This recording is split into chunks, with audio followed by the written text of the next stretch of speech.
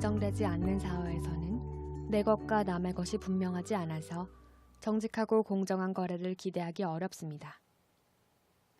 또한 거래가 이루어진다 하더라도 거래를 통해 얻게 되는 이익조차 온전히 내 것으로 보호받을 것을 기대할 수 없습니다.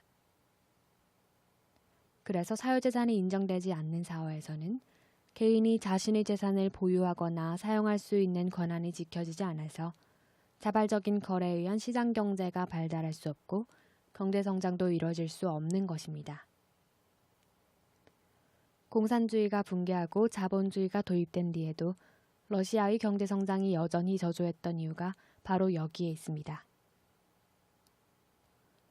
과거 소련이 붕괴한 이후 사람들은 러시아가 시장경제를 도입해서 경제적으로 크게 성장할 것이라고 전망했습니다.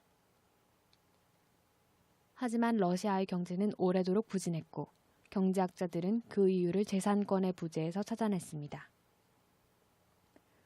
러시아는 오랫동안 군주정치에 의한 농노사회였고 공산국가가 된 이후에도 재산권이 인정되지 않았는데 이러한 문화적 배경이 경제활동과 경제성장을 부진하게 만들었다는 것입니다.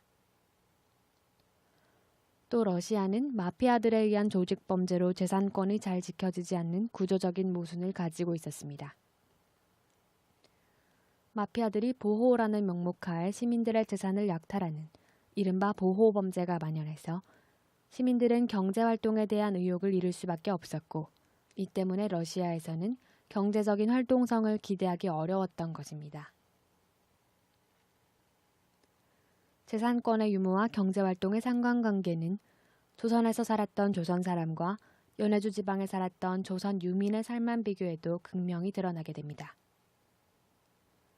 과거 조선을 방문했던 사람들의 방문기를 보면 조선 사람들의 게으름과 나태함이 지적되어 있어 눈길을 끕니다. 백성들이 농사를 제대로 짓지 않아서 잡초가 무성하고 게을러 보였다는 것입니다. 근면과 성실은 우리 민족을 대표하는 고유한 성품인데 도대체 어떤 연유로 이런 평가가 나오게 된 것일까요? 조선시대에는 농토의 소유권이 모두 나라에 있었습니다.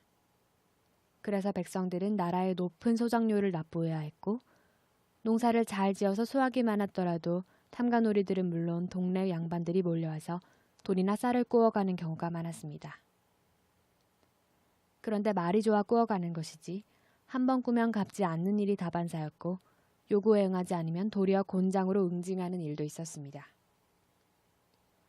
이처럼 농사를 잘 지어도 화를 당할 수밖에 없는 형편이다 보니 농민들은 그저 굶지 않을 정도로만 농사를 지었던 것입니다. 그래서 외국 사람들의 눈에 비친 조선 사람들의 모습이 게으르고 나태해 보였던 것입니다. 반면에 당시 연해주 지방에 살았던 조선 유민들은 농사도 부지런하게 짓고 장소도 잘해서 아주 윤택한 삶을 살고 있었다고 합니다. 조선에 살던 사람들과 연해주에 살던 유민들이 이토록 상반된 모습을 보인 이유는 무엇이었을까요? 당시 연해주 지방에서는 유민들이 토지를 개간해서 많은 수확을 올리면 토지를 구입하고 소유할 수 있는 권리가 부여되었습니다. 이 때문에 연해주에 살던 조선인들은 비록 타향살이를 하고 있는 형편이었지만 조선에서는 평생 꿈도 꾸지 못할 자기 땅을 소유할 수 있었고 열심히 일한 만큼 많은 수확을 거둬들여서 자기 땅을 더 넓혀 나갈 수 있었습니다. 그래서 연해주에 살던 조선 사람들이 부지런하게 농사를 짓고 조선 사람들보다 더 윤택한 삶을 누릴 수 있었던 것입니다. 조선 사회처럼 재산권을 보호해주지 않는 사회에서는 사람들이 열심히 일할 의욕을 상실하게 되고 장기적으로 활동하려는 의지도 잃어버리기 쉽습니다. 결국 그런 사회에서는 경제성장이 일어나기 어렵습니다. 특히 국가가 재산을 소유하는 사회주의 사회에서는 보이는 재산뿐 아니라 보이지 않는 재산, 즉 노동조차도 국가가 관리하고 통제하게 됩니다. 그래서 시장 참여자들의 거래는 극도로 제한될 수밖에 없고 이 때문에 경제활동의 양과 질은 물론 다양성까지도 낮은 수준에 머물게 되는 것입니다. 시장경제 중심 자유기업원